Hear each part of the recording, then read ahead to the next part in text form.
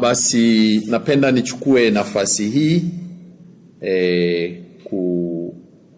kushirikisha jamii kuwa ofisi ya mkurugenzi ya mawasiliano ya Ikulu iliwahabarisha wananchi kuwa maaskofu wetu walikutana na Mheshimiwa Rais wa Jamhuri ya Muungano wa Tanzania, na katika mazungumzano yale waliongea vitu vizuri kwa ajili ya nchi yetu. Kwa hivi nilitaka kutaarifu pia jamii kuwa maaskofu wameniagiza, hasa Rais wa Baraza la Maaskofu Katoliki Tanzania, ambao ndio walienda kwa kuwakilisha baraza zima kadiri ya maamuzi yao na utaratibu wao. Moja, nikituweke bayana kwamba hili kutano kati ya Maaskofu Katoliki Tanzania tarehe 10 Agosti 2026 lilikuwa ni ombi la Maaskofu Katoliki, na walifanya ombi hili katika kikao chao cha mwaka ambacho walikaa tarehe 18 mwezi wa 6.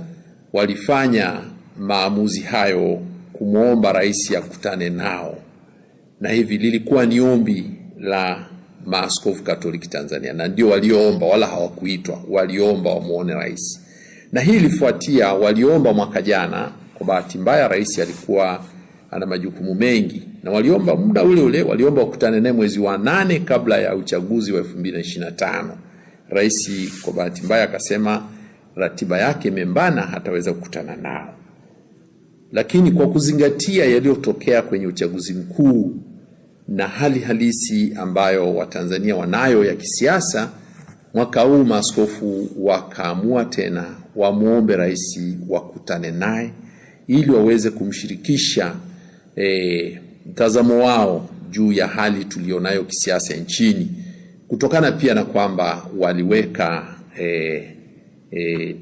bayana kwamba ili tutoke katika hali hii inabidi kwenda katika kusimamia ukweli na vile vile kutakana msamaha, kusameheana na hata kuponya nchi. Kwa hiyo kwa Kiingereza tunasema to admit the truth and then reconciliation, healing the nation. Kwa sababu haya kadiri ya viongozi wetu wa dini mambo muhimu sana ambayo waliona wajadiliane tena, pamoja kwamba walitoa msimamo wao, tafakari yao walichokuwa wameamua mwaka jana tarehe 15 Novemba 2025. Walitoa mapendekezo yao na mawazo yao na kinacho kadiri ya wao wanavyoona inafaa kifanyike, lakini bado wakaona ni muhimu tena waongee na rais wa Jamhuri ya Muungano wa Tanzania. Na kwa kweli wameshukuru sana kupokelewa na rais wa Jamhuri ya Muungano wa Tanzania. Ameacha shughuli zake, amewapa mazungumzano ambayo yameenda zaidi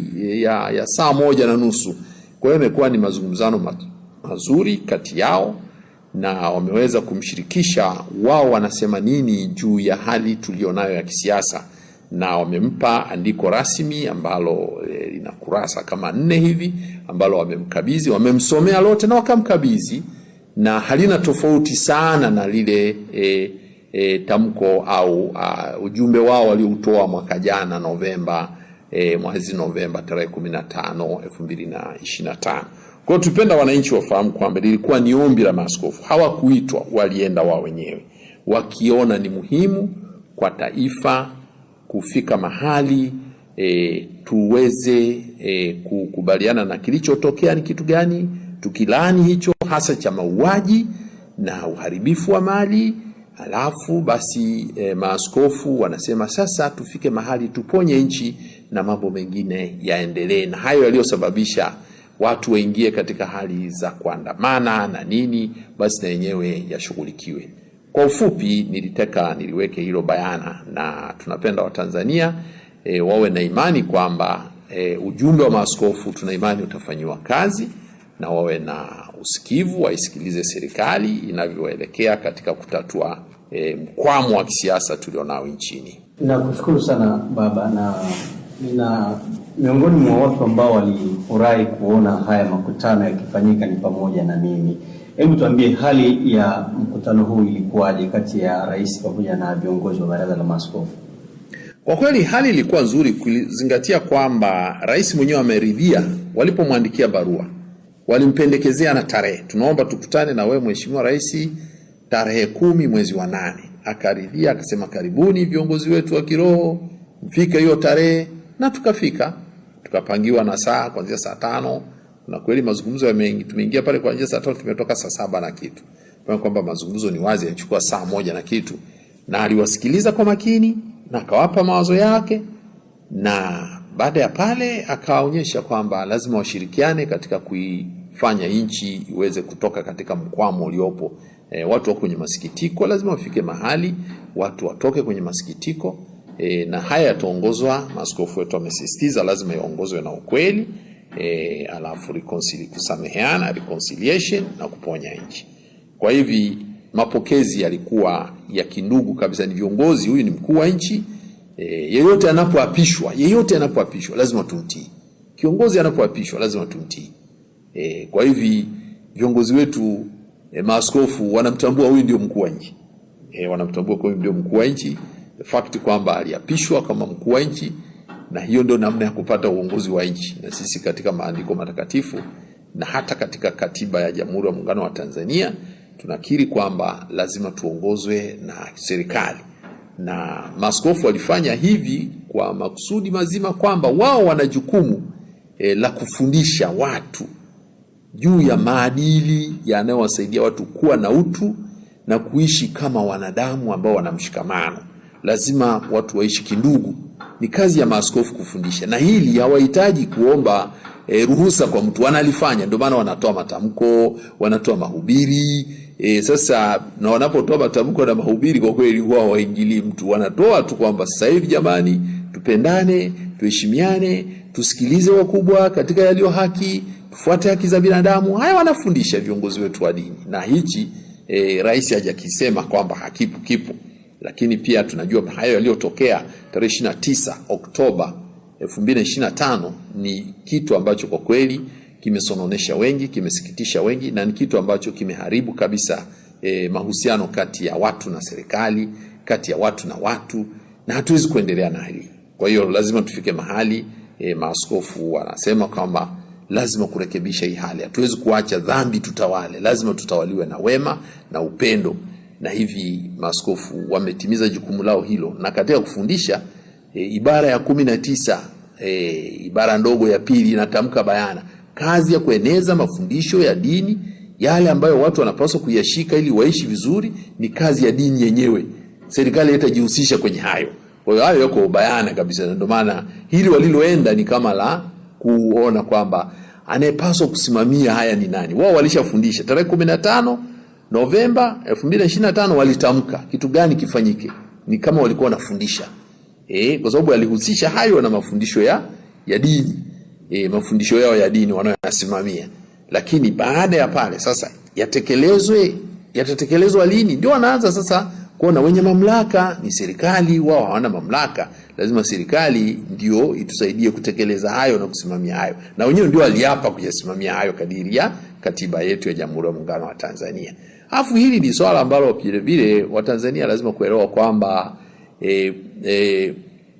tarehe 14 mwezi wa 6 mwaka 2023 Baraza la Usalama wa Taifa la Umoja wa Mataifa lilihimiza sana viongozi wa dini kushirikishwa katika kuhimiza kurejesha amani duniani kwa kusimamia haki. Wanasema ni imani kwa ajili ya kuheshimu haki za binadamu. Yaani viongozi wa dini wasimamie pia na wafundishe pia namna gani haki za binadamu zinatuunganisha dunia kwa kama ndugu, na hivi kufuta migongano isiyo ya lazima katika jamii, kufuta vurugu, maugomvi na vita na kadhalika. Kwa hivi viongozi wa dini wanatambulika katika Umoja wa Mataifa kwa mujibu wa hilo azimio la mwaka 2023 la Baraza la Usalama la Umoja wa Mataifa. Ni azimio namba 2023 na 686 liko bayana, ukienda kwenye mitandao utalikuta, linahimiza viongozi wa dini wana jukumu gani katika hilo. Kwa hivi maaskofu wetu pia wanatambua jukumu walilonalo katika jamii ya kimataifa, na kuna vitu ambavyo havigusi wa Katoliki tu. Hivi uhai wa mtu uliopotezwa mwaka jana ni uhai wa binadamu ambaye ni mtoto wa Mungu, na binadamu yeyote yule ni mtoto wa Mungu, awe mwema awe mwovu, ni mtoto wa Mungu, na aliye mwovu anahitaji kujirekebisha ili aweze kuwa katika mpango wa Mwenyezi Mungu. Kwa hivi mazungumzo na rais alitambua kabisa kwamba viongozi wa dini wana nafasi yao katika kutoa ushauri, pamoja kwamba mamlaka yako kwenye serikali, maamuzi yako serikalini, lakini bado wana nafasi ya kufundisha, kushauri, na hivi hata kumuomba Mungu basi kwa pamoja hayo ya kibinadamu yasindikizwe pia na matashi ya Mwenyezi Mungu. Kwa hiyo mahusiano yalikuwa mazuri sana kwenye hicho kikao. Nakushukuru sana baba. Nimeona dhamira ambayo mkurugenzi wa mawasiliano ya Rais Ikulu ambaye ameandika kwamba mazungumzo haya yalilenga kuimarisha ushirikiano kati ya serikali na TEC, kujadili masuala mbalimbali ya kitaifa yanayoigusa jamii, yakiwemo ya kisiasa, amani na maendeleo, pamoja na kuimarisha amani, mshikamano na kujenga mustakabali mwema wa taifa. Hili ni jambo zuri kabisa, Father. Hauoni kama hapa serikali tayari imeanza kupiga hatua kwa ajili ya kushughulikia yale masuala ambayo yalijitokeza huko nyuma? Ni wazi, ni hatua moja. Katika kutekeleza kitu lazima kuanze hatua. Maaskofu wanafanya kitu wanachoita mazungumzano, dialogue. Ndio kazi yetu tulionayo. Sisi tunafanya engagement, yani tunafanya mazungumzano katika kuhakikisha kwamba kitu fulani kama akiendi. Na unapoona kinafanyika hiki, kuna mengine yameshafanyika mengi tu ambaye hayajaandikwa humu na hajatangazwa. Viongozi wetu, maaskofu wetu wana namna nyingi sana za kuhakikisha kitu fulani ili kiondoke, tatizo loko katika nchi liondoke, lazima kutumia mbinu mbalimbali. Wakati mwingine si lazima kulitangaza. Ndio maana maaskofu wakati wanaenda kule hawakutangaza na wala, lakini kwa sababu serikali iliona muhimu kutaarifu wananchi, basi ndio wameelekeza pia na sisi tutoe ufafanuzi kidogo juu ya haya ambayo watu wanasema. Nia ya serikali hii ni hatua moja, tunakiri, tunakubali ni hatua moja. Hili kukiri kwamba lilikuwa ni tendo ovu, tusubiri mpaka lini? Ndio wanauliza maaskofu, kwa nini msifanye hivi ili watu tuache kwa kangaika tunasubiria kukutana tuombane msamaha? Kwa nini mmoja asisimame aseme tusameheane na tunaomba tusamehewe?